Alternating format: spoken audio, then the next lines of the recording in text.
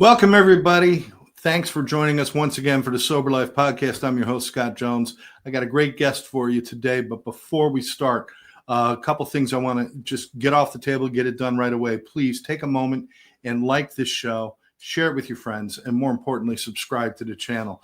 Also, at any point during the show, if you're watching a replay or whatever, if you put a comment in, we get to see those comments. So it's so important that we hear what you're thinking so that we can either address it on future shows or figure out if we're actually making a difference out there. So it's really important that you do that.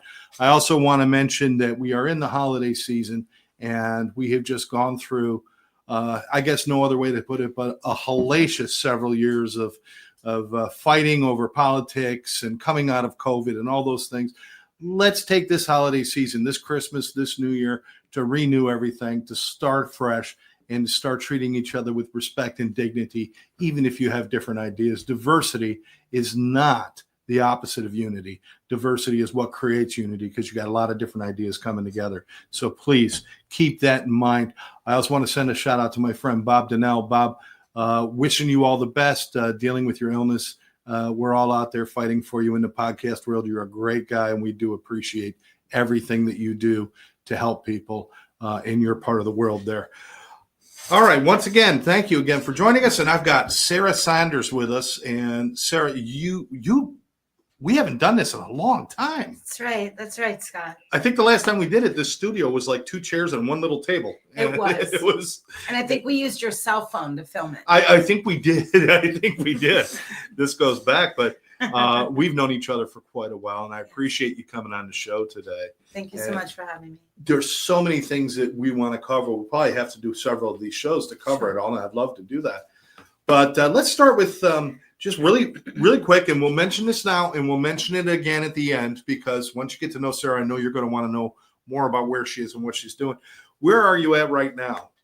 So currently I'm the Director of Business Development for Milton Recovery Centers. That is in North Palm Beach, Florida. Milton Recovery is a dual diagnosis treatment center. We have a primary mental health license as well as a substance abuse license. So we can see your loved one or a friend or family member through partial hospitalization and intensive outpatient levels of care, and make sure that we touch base with the substance abuse problems they may be having, devise a treatment plan for them for that, or the mental health issues that they may be struggling with. We will lend them peace, love, and compassion through a supportive environment with an array of trained professionals that are on site, ready and willing to help with whatever your loved one may be struggling. And this is a new venture, which is kind of cool because you've been a lot of places. I mean, not a lot, but you've been working in the industry for a while. 16 years. 16 years. And you have been connected, either working for or working with almost everybody in the South Florida area. That is correct. So you get to see, and I'm going to bring it up, and I know it's not always popular to do so. You get to see where we're still falling short, because absolutely before 16 years ago, well, right around that time actually is when the real downfall of South Florida came. A lot of bad stuff. That's right. In that time, there's been so much good stuff. That's right. But we're still falling short. I mean, is that something that when Milton opened, you guys said, we need to make sure we do this right because it's not happening out there? That is absolutely a good point, Scott, and I'm really glad that you brought it up. So the reason Milton Recovery was formed was because, number one, there is not enough mental health primary treatment centers in the state of Florida. Yeah. That's just period. There is a lot of exemption mental health in the state of Florida, meaning that they can take mental health clients if needed, but they've got to have a substance abuse background in order to do so. We have a lot of psych hospitals. Right. We have a lot of Baker Act units. We don't have the partial hospitalization component, which is what I consider the life skills portion of treatment for those struggling with mental health. Right. The hospital settings are good for stabilizing. Correct. For the beginning of the process, but they need something behind that, Correct. Which is the clinical work, the That's work right. to prepare them. Right. Whether you're dealing with anything from anxiety to maybe a schizoaffective disorder, or like you said, with you guys, it could also be an addiction or an alcohol problem. Yes. That's all good. And there's a lot of places out there that say we treat everything. That's a bad sign. When somebody says we can treat everything, that's not good, right? That's correct. It's every treatment center has to know its limitations. Yeah. We could flip that and say, what's your niche? Know your niche and stick to your niche because it's what you're good at. You shouldn't have to know how to treat everything. Leave the high acuity mental health to the professionals. Otherwise, we're doing people a disservice. Absolutely. And if you want to know more, and I'm going to show this again at the end, please, miltonrecovery.com is the place you can go. And if you want anything, you want to talk to Sarah about any of this stuff or have questions, please call her 954-549-6725. I'll put this up again at the end just so that you guys can see what's going on. So let's go to you personally. Let's talk about you and your business and what you do. Now, you work with Milton. You've worked with a few other places. You spend a lot of time in the business development field and the marketing field and different things. Correct. Can you explain what exactly business development is when it comes to mental health and addiction treatment? Absolutely. Business development bridges the gap between the people that need help, the places that offer help, and how to get those places communicating with one another. Okay, that's a simple explanation. Sure. Now some people might look at that and say, "Oh, okay, you're a salesman." Sure. Some people might look at that as like, "Okay, you're like the counselor. You're like a case manager." Yes. So it's like everything, right? It is. It's a little bit of everything. Now there are still an ethics involvement. I'm not allowed to pretend I'm a counselor. I'm not a licensed counselor by any means. And I do have professional counselors that take over. In a sense, there is a lot of salesmanship that goes on with it. Obviously, every business needs proper marketing and branding to survive. Am I great at marketing and branding for companies? Yes, I am. Now, the reason is because of the passion that I have for the work that I do. I absolutely care about helping people and making sure that I get them to a supportive, therapeutic, clinical environment, whether that be Milton Recovery Centers or maybe that might be another one. Whichever team of professionals is uniquely fitted for that individual client is where that client is going to be suggested to. This is not a one size fits all kind of job. Right. Absolutely. And you know what? And in my years of being around, down in Florida, I've been down here 13 years and working up in Jersey and different places. One of the things I just found out is that this is the kind of thing where in your business, whether it's marketing or business development or any of the areas that are in that genre, there's a lot of turnover only because the people who make it the longest time, tell me if I'm wrong, the people who make it as longest time are the ones who truly care about what they're doing and, more importantly, care about the client. Correct. Even more than the ones who are signing your check, you got to care about the client. That's important, right? That's correct. It's extremely important to actually care about the population that you're serving. I think that goes with any business. McDonald's, they care about the people that are coming through their drive-thru because that's the consumer that's buying their product. If you don't genuinely care about the client that's in front of you, people are going to feel that. They're not going to feel that sense of togetherness. They're going to compare rather than relate to you. Right. It's not going to build trust. It's not going to turn that relationship into something that's a long-term care plan. And if it's all about the numbers and that kind of attitude, it hurts the branding of the company you're representing, and more importantly, it hurts your integrity. Absolutely. And like I said, the ones who stuck around all these years, people like you, people like our friend Russell and different people like that out there. Love Russell. Yes, we love you, Russell. You know who we're talking about. I'm not going to promote you today, but he'll be on a show soon. You guys stick around because you actually, if you make sure that you do what's right for the client first. Absolutely. And hopefully that benefits the company you represent. But if it doesn't matter. You have to do what's right. That's correct. Typically, so I've represented 3 companies in 16 years, which is That's actually, most people, it would be like 16 years, 16 companies, No. Yeah, no, I'm a sticker and a stayer. I like to get in, build a reputation for that company because I believe in the company. Otherwise, I wouldn't work for them. Right. And really stay and treat them like family. So I've been with 3 and 16 years. And it's really, really important for me, for the people that I work for, and they're going to watch this, see this, and understand this, that they trust and believe in me enough to know why I'm making the decisions that I'm making, why I believe someone's a good fit for Milton, or why I believe someone's a good fit for someone like our friend Russell that we just mentioned. Yeah. There's going to be reasons intrinsically, through my own human experience, why I would believe that certain treatment centers, mental health centers, hospitals, any of those types of levels of care are specifically maybe better for this gentleman or this woman than mine.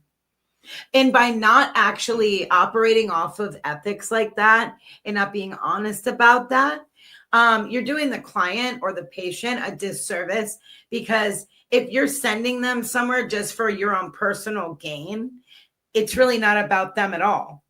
Yeah. And I'm a firm believer in, if you do the right thing with a pure heart and you do it really and truly to help, the help will always show up. So you've got to balance this personal mission with your professional mission. But you've got to have both. If it's all just the professional, what we like to call heads in beds. Yes. If it's all about that, what's going to happen is people who would have benefited from something else will never reach that. Correct. And it's not a matter of, well, they'll have to get it next time. It's a matter of they could die because of the decisions that were made. That's correct. So you've got to be guided by your personal integrity and your heart, and follow, like you said, that intrinsic thing that you have within you. Yeah. It's really dangerous to do the heads in beds concept. Right. Because if you're not touring other treatment centers or mental health facilities, physically getting your own eyes on them, meeting with their clinical staff, determining if you even want to send your patients to those people for their levels of care. If you're just blindly sending, then you're responsible for what happens to that person, good, bad, and indifferent. And you spend a lot of time, because not all parents can do that. The truth is, because generally you're dealing with parents and kids. I mean, although there are the other situations. Sure. But the truth is, parents will spend more time researching which car they're going to buy next than they will researching where they're going to put their son or daughter to save their lives. So they have to rely on somebody like you. If you can build a rapport and trust with them, then knowing it's not just this kid. It's the mom, it's the dad, it's the sister, it's the aunt, it's the uncle. They're all counting on me. That's a lot of weight, isn't it? No, not really. So this is where the case management portion would come in. This is where I take off my hat and I put on my own one. So I do these tours for these families so that I'm able to observe and report back to them. Now, transparency builds trust. Right. It's that way in any business of anywhere in the entire world. When you're transparent, trust is built. If the family is trusting me to be their eyes and ears because they're in Chicago, New York, California, Oklahoma, Oregon, or some other state, no, they can't just jump on a plane and do 14 different tours of treatment centers around the United States. Right. So if they're trusting me to do that, it's actually my honor and my pleasure to be able to give them a full report on these centers and tell them really wholeheartedly why I believe that this would be a good fit for their loved one. It would be hard for me to mention a place in Florida that you don't know. It would be very difficult because I know you go everywhere. Yes. You show up and they're all sitting down to have coffee. Sarah's there. If they're doing this, Sarah's there. But there's a reason behind that madness of being everywhere. Right. You've got to know what's going on. I do have to know what's going on. I have to know the who's who. I have to know the what's.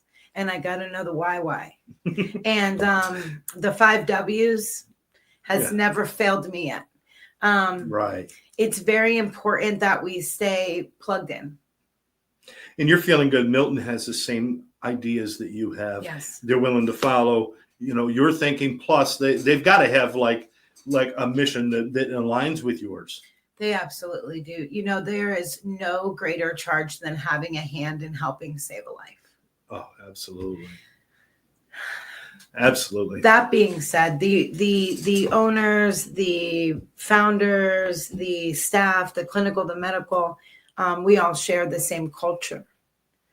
You know, our culture is really truly to try to show the person that they're lovable, that their mistakes do not define them, that their mistakes are only what make them human, and how to put that bat down, how to take their medication properly so that those things don't have to happen again. Breaking the stigma on mental health together as a team.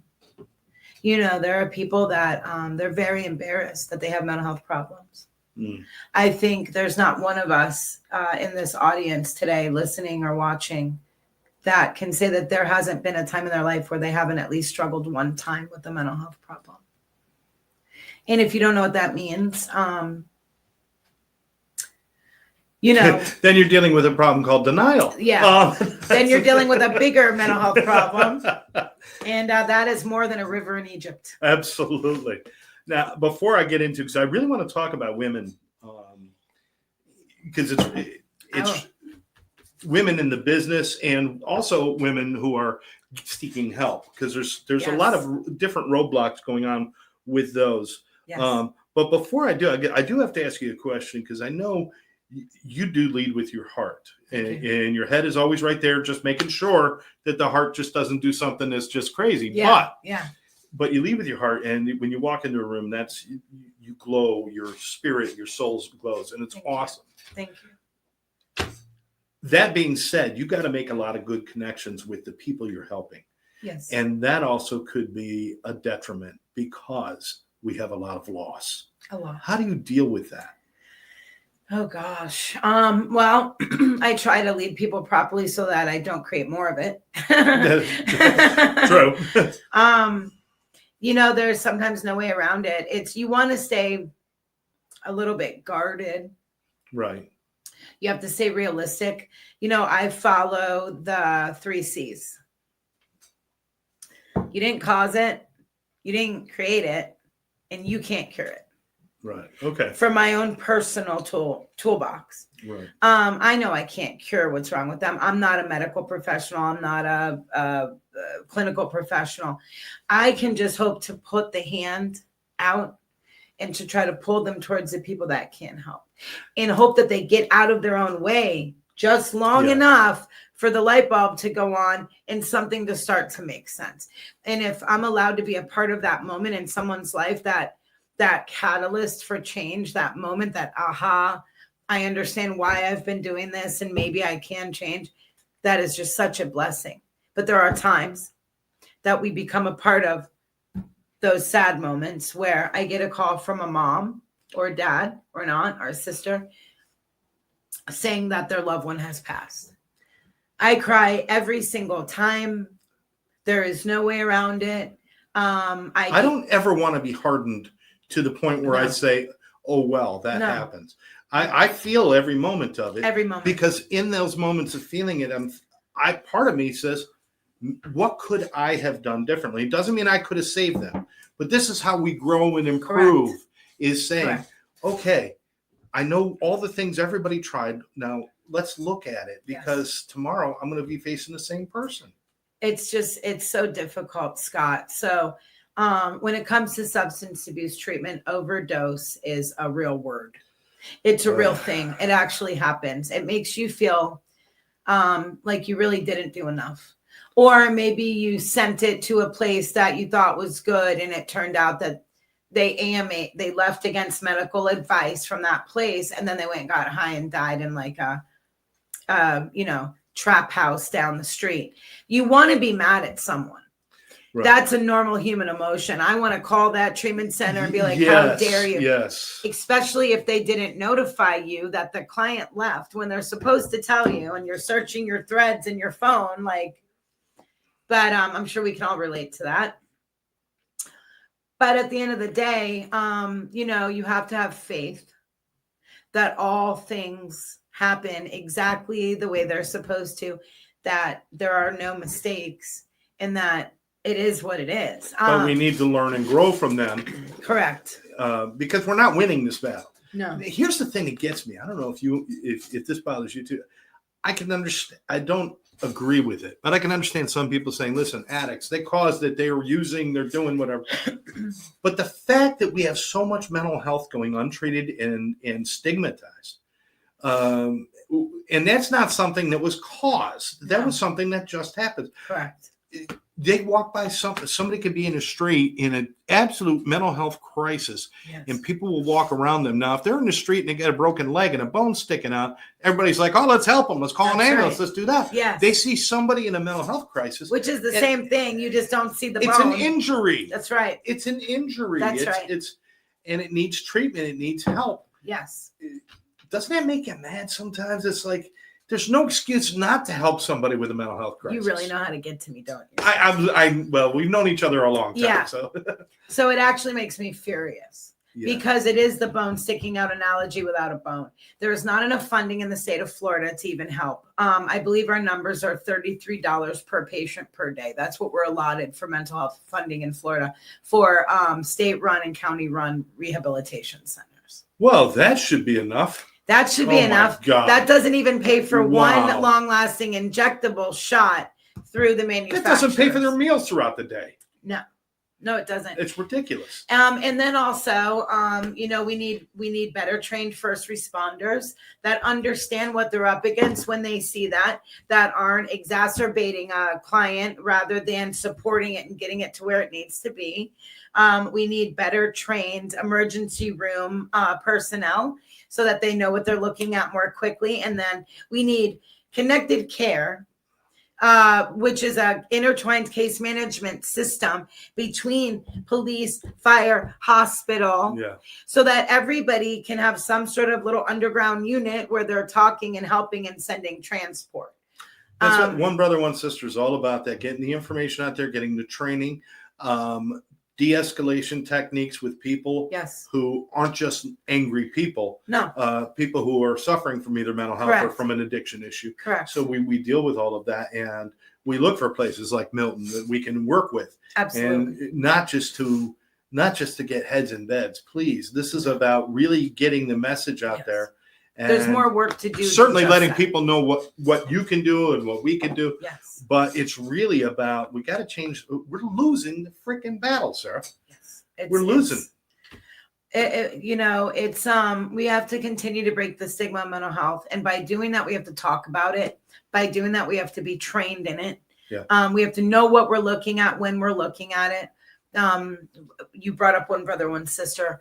That organization has done a phenomenal job at helping assist to break the stigma on mental health conversations with the first responders in the workplace, giving them a better skill set, specifically these first responders for when they're getting out there and seeing an overdose or a schizoaffective that's in a psychotic feature moment, where they're coming at them. So some quote unquote mentally healthy person, that would be battery on a Leo. Right. Okay. That's not me or you going up saying, I'm going to fight this, guy. When you're in a mental health psychosis and you don't see what's in front of you as a normal person, you're not trying to batter a Leo. We don't know what their psychotic features are saying that even is. It's very, very important that first responder understands they don't know that I'm a human standing here in a cop uniform. They think I'm God knows what. Yeah. They're coming at me because they're coming after their delusion. And I'm just the one standing here. Because if we can have police and firefighters that are trained in understanding those concepts, instead of this is just a bad, crazy person that wants to hurt me, then we're breaking the stigma. Like, we are breaking the stigma by doing that. And then we're able to take that patient, and instead of throwing them in jail where they're getting it's better now than it was. It's better, but it's not as good as it. It's not as good as it should be. we're able to get them treatment over jail.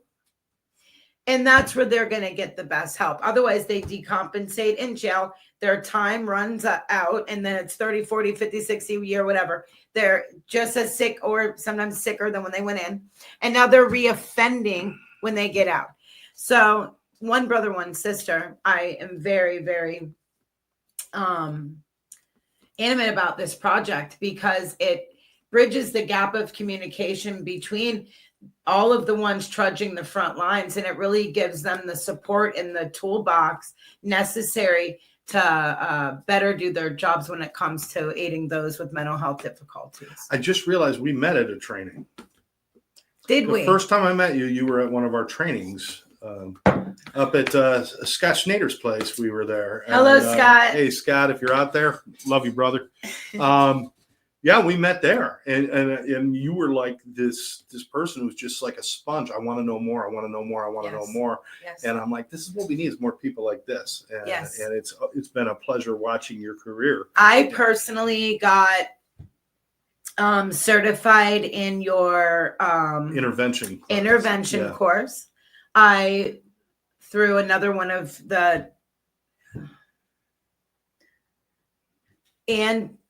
communications. That's right. You were at the communication course at behavioral health. Correct. Yeah. I did.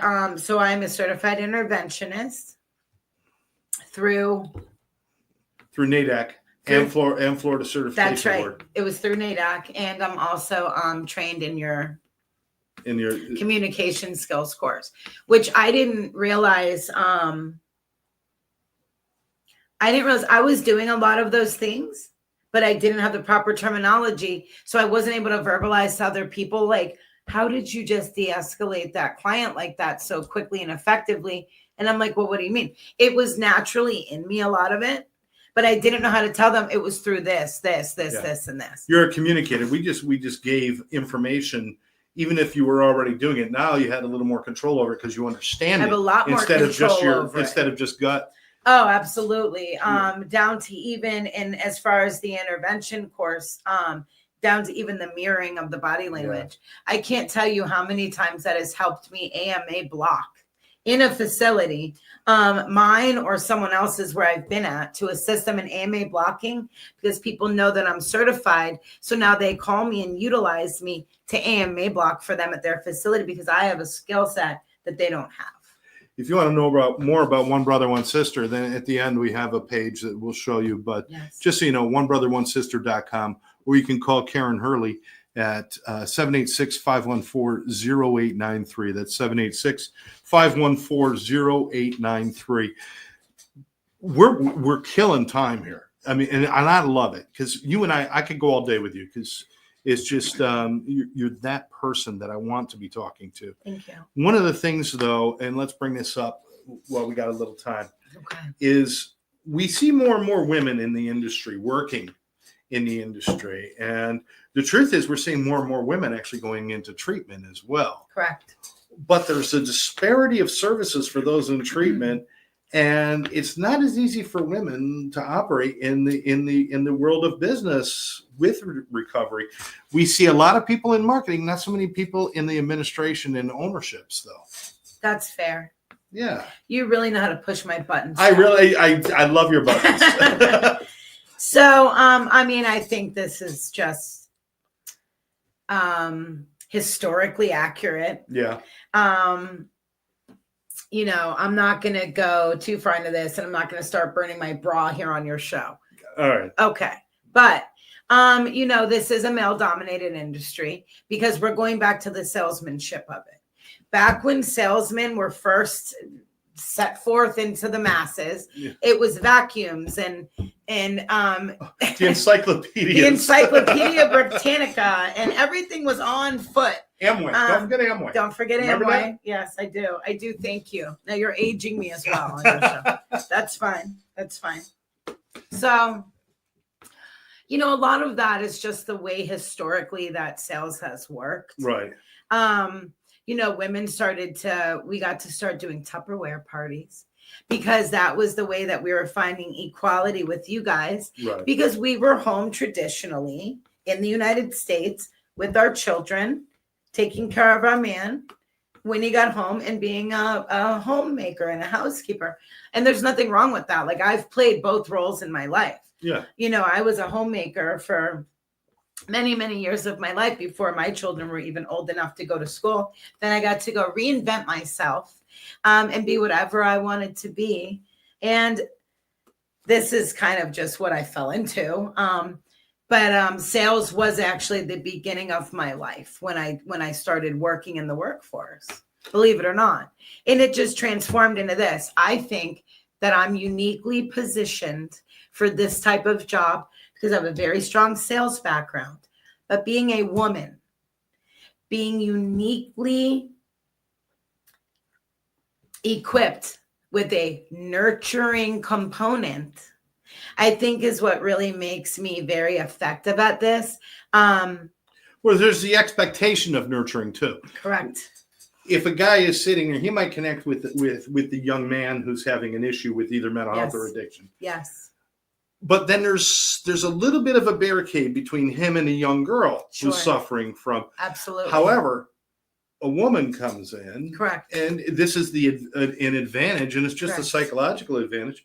You can connect with both sexes without that threat. Correct. So that absolutely is correct. Is that kind of what you see? That is what I see. I know that I'm more able to be authentic through my nurturing personality.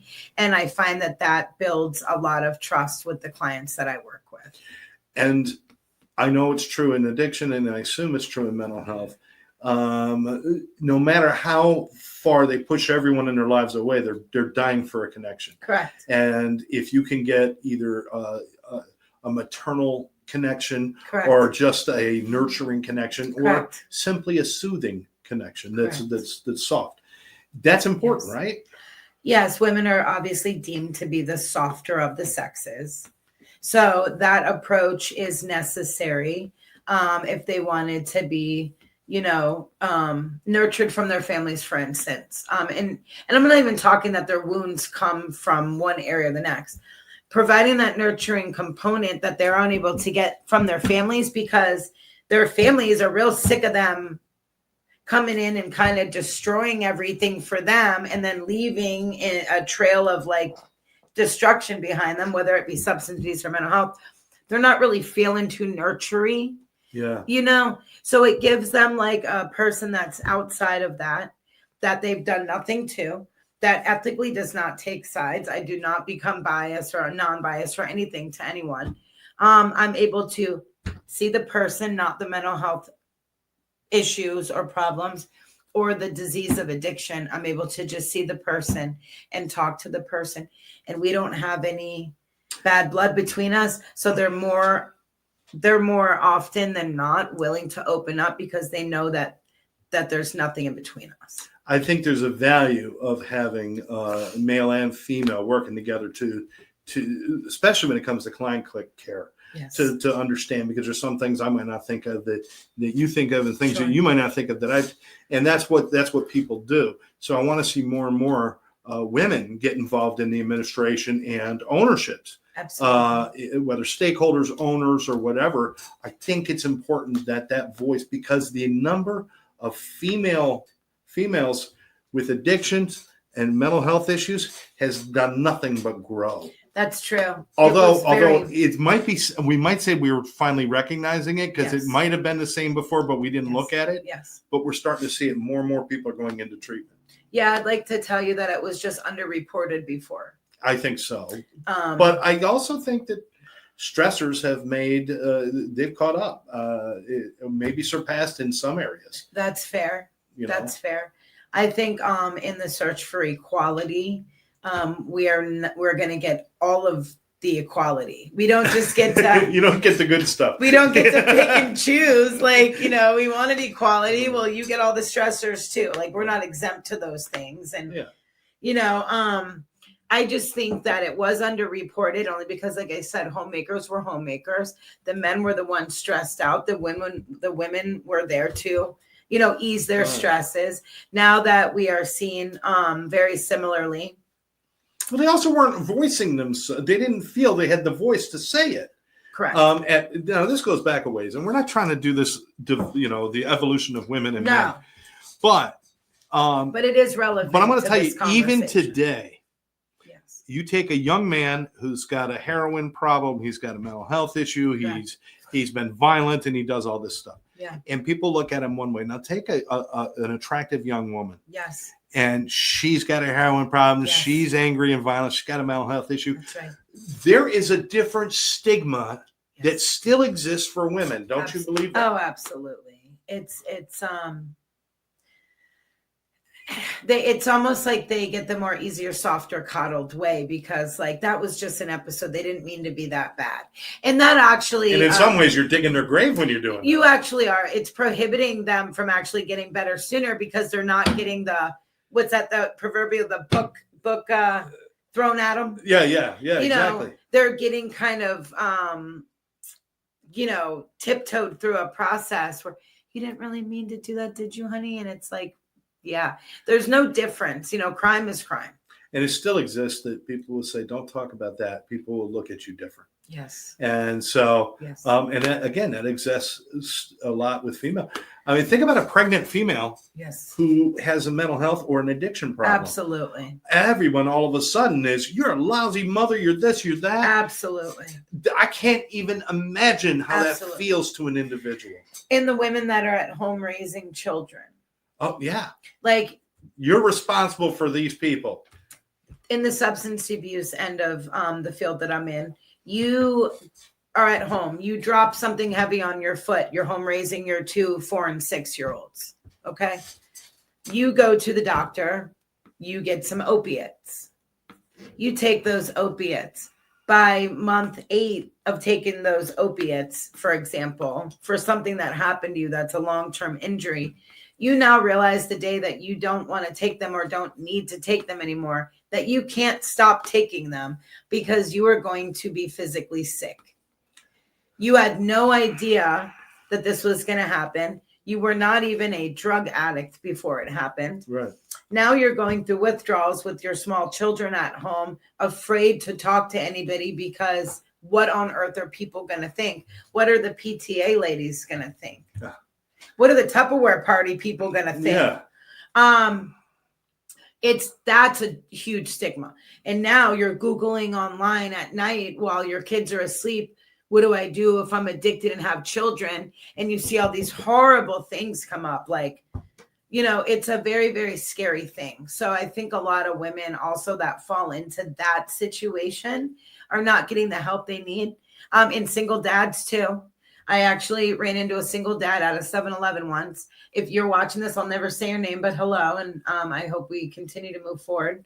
He was terrified of doing something about his benzodiazepine addiction because if his ex-wife found out, then she'd go for custody over his son. And he would lose his son. Meanwhile, his psychiatrist put him on benzos, and he didn't know he couldn't go off them cold turkey without having a lot of medical problems. So that stigma exists. Absolutely. The needle has moved. Yes. The needle has moved from, when I first was around recovery and first got sober, was 42 years ago. And it was a different world then. Yeah. You didn't say certain things. No. This part of my recovery now that not for fear of being judged, because you would be judged. You would be. Yes. You would be. You didn't say anything to your employer. Yes. And now it's almost a badge of courage. Yes. To talk about, I overcame this. Correct. I overcame it in Hollywood. You can't get a starring role in a movie until you've gone to 3 rehabs, right? I mean, it's acceptable. But we need more conversation. It's got to become, it's Sunday dinner. Don't just talk about the football game with your family. No. Talk about how everybody's feeling. Yes. If there's a suspicion that something's happening, say something. Yes. But see something, say something always. But talk.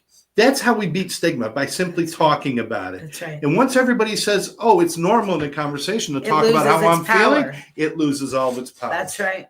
And we need to understand this. And everybody out there who thinks this doesn't affect me and this isn't my problem, okay, go look in the mirror and get to know that person, because you obviously don't know them. We all go through struggles. Sarah, you said at the very beginning, we all go through hard times at certain times of our lives. That's right. If you can't understand it, sometimes people get stuck in that. You get stuck at times. You think of it the worst you've ever felt. If you don't have any problems, think about the worst emotional pain or spiritual pain or physical pain you ever felt.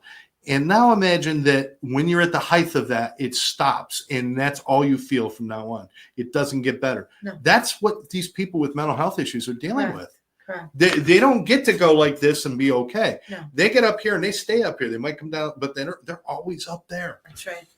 And That's you've right. been to the top. You just didn't stay there. So don't judge. No. Oh my God. No. I'm going to get on the soap. Did you bring a soapbox? We one. could get up there. We could dance. Tighter game. So tighter game. So, I mean, is it getting better for women now? I think Both so. in the business and in treatment itself? I think so. I think that all of the events I go to, the symposiums, the wonderful get-togethers that we all attend to see how we can better assist people coming into our treatment centers. Or I think that there's more women today more than ever. Yeah. The nurturing component really does exist. It's very important because women know how to keep really close friendships. Yeah. And pretty good boundaries most of the time. So that being said, if we can all just link together, we're going to be able to help more people. If we come together, if you're standing there like this and nobody's at each arm, that's as far as your reach is. If you put someone at your fingertips and they've got someone at theirs, that just extended that reach and extended that reach and extended that reach. So if we can come together and extend our reach, that's what the development of business development looks like. If you try to imagine, you go on Sunrise Boulevard or something, you see the Toyota dealer, the Ford dealer, the Chevy dealer, the Nissan dealer, and they all get together and they talk about business and they do all this stuff and have some coffee and see how they could work together. Everybody's like, well, that wouldn't happen because we're in competition. And you're right, that wouldn't happen. That's right. But in this business, it has to happen. It has to happen. Because if one place improves, they got to tell other people so that they can improve. Correct. We've got to help each other. And Correct. Here's the other thing. Because it's not about us, it's about the people that are suffering. Unfortunately, we're not running out of clients. No. I wish to God we were fighting for the last client. Since wish we COVID, were. mental health is at an all-time high. That did damage, didn't it? It did so much damage. And the spring back didn't happen. I think addiction went up, overdoses went up, That's alcoholism went up, mental health went up. Mental health went and up. suicides went up. Disassociation went up. People And- disassociated through that event. So it went up like 35 to 40 to 50% It in some certainly did. areas. Yes. Metropolitan areas. I know in Portland, Oregon, it went up 60% overdose rates. 60%. And suicide rates. And guess what? It came down after COVID was gone. It came down about 20%. Correct. So now we're still 40%. We're And mental health 40%. is the same thing. Correct. The isolation made us numb to the fact of what was going on around us. Disassociative. And we need it in That's our right. faces. We need to know. That's right. Everybody, I think, went into their own little personal fight or flight mode episode. Yeah. Whatever that looked Yeah. like to you. We could all pretend that we were happy home gardeners and doing all this thing while we're using our screens to communicate with people as social creatures that enjoy physical touch. We can pretend that all we want. That was a fight or flight mechanism. That's the way our brain protects itself. We were protecting ourselves from the reality of impending doom that could have struck us at any moment. It was like hiding out in bomb shelters. But then now he told me I'm not allowed to cuss on this show. No, we can. We could mind screw ourselves and pretend that we were happy and that was normal, but that's absolutely not true. Myself, with a very strong grasp on my mental health personally, I knew the struggles I was facing during that. My anxiety went up 30%. I was nervous. I was having to shield my brain from ruminating thoughts of impending doom of what was going to happen through COVID. And then I started worrying about like the babies that were being born to everybody with the masks over their faces, not being able to have facial cues, not to be able to see their lips move when they talk. And all they see is this looking at them, or like an angry face through a mask. Can you imagine those poor babies? So we still don't even know the full outcome of COVID because we don't know those babies when they're 8, 9, 10, 11 years old, what growing up like this did to them. I wonder about what that. did they miss? What was that little connection that everybody has? And we're going to find out. We're going to find out. I don't know if it's like the age of accountability, age 8, 9, 10 through 13.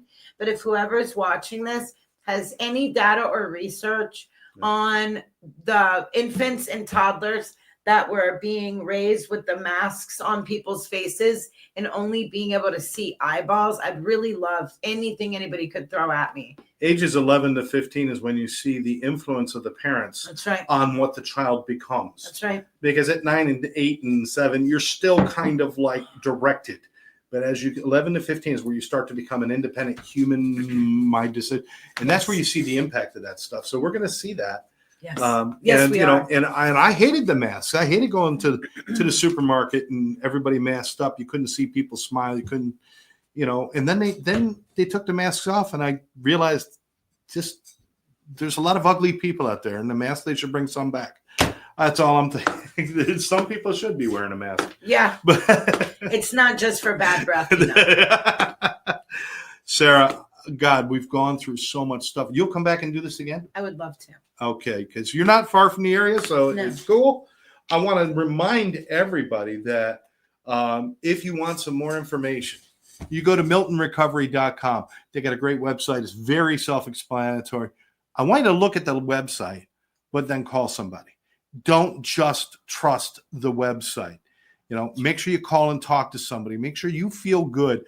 If you're just looking at a website, you could fall into a lot of traps. There's a lot of places out there that are promoting things that they don't do. Make sure that you call. But I think you'll love this when you go see the website. And if you have any questions about anything we talked about, if you just want to make a friend with somebody who's absolutely spectacular, you call Sarah, 954-549-6725. But more importantly, if you have a question about addiction, a question about mental health, this is the person you want to ask, because Sarah's the person who will not make shit up. If she doesn't know it, she'll find a place where you can get your answers, won't you? Absolutely. I mean, that's what the biggest skill. The biggest skill is not knowing everything. It's about knowing where to find answers. Absolutely. It's about providing a network to people to where they're getting not just answers, but the right ones. The right answers. Absolutely. So give her a call again, 954-549-6725. And I want to remind everybody that this podcast, we talk a lot about sober life, including good mental health, living in recovery, enjoying your life, and all of those things. Please like this show, subscribe to the channel. If you want to know more about us, go to soberlifestudios.com, to our YouTube channel right there. And if you want to help us out, go to onebrother1sister.com. Make a donation. Make a $5 donation. Yeah. We use that money to train first responders, veterans, and people who are working with the mentally ill and the addicted communities to make a difference. Yes. And every little bit helps, because, ladies and gentlemen, we're not winning this war. We are not. Suicide rates are high. Addiction rates are high. Alcoholism rates are high. Overall dissatisfaction, suicide, it's all mental health issues are prolific, and we're not dealing with it properly. Right now, at best, we're helping 10% of the people who need that help. Correct. The only way that's going to change is for the whole world to come together. And the funding just isn't there. Like I said, $33 a day per client in the state of Florida. It barely covers their meals, much less the medications.